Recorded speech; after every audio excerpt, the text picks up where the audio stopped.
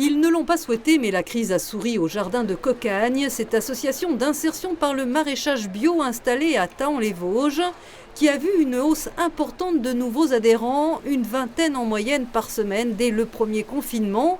Et les demandes continuent, certains à rythme moins soutenu. Les 5 hectares de culture viennent remplir les 900 paniers de légumes frais à retirer dans l'un des 30 dépôts vosgiens. Et les plants à repiquer ont toujours un succès fou. On a beaucoup de gens qui sont venus effectivement nous acheter des plants. Alors il y en a qui ont découvert que par exemple les seins de glace, c'était pas du folklore, que si on plante avant le 15 mai, on risque de perdre ses plants de tomates. L'adhésion est annuelle, alors ces jardiniers d'un jour seront-ils jardiniers toujours ? On n'a pas assez de recul, on espère évidemment, mais oui, après il y a des gens qui sont aperçus de la démarche qu'on avait. Être adhérent des jardins de Cocagne, c'est en effet soutenir la réinsertion de publics en difficulté et en recherche d'emploi. Une quarantaine de personnes sont accueillies actuellement.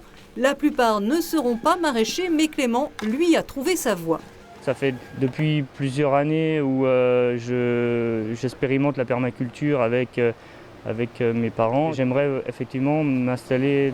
Des adhérents clients aussi, le magasin ne désemplit pas, que la jauge soit à 15 entrées ou 5 au plus fort de la crise. Le magasin aide également les petits producteurs. On était déjà présents avant. Et c'est vrai que ça tourne beaucoup mieux en période de crise, les gens se rapprochent du circuit court.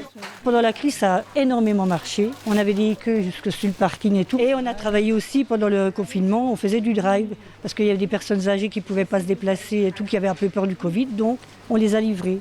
Certains des 1600 adhérents deviennent aussi bénévoles, alors l'association n'a pas de problème pour trouver des saisonniers. La crise ne bloque pas non plus le projet de rénovation de l'accueil et de la cuisine.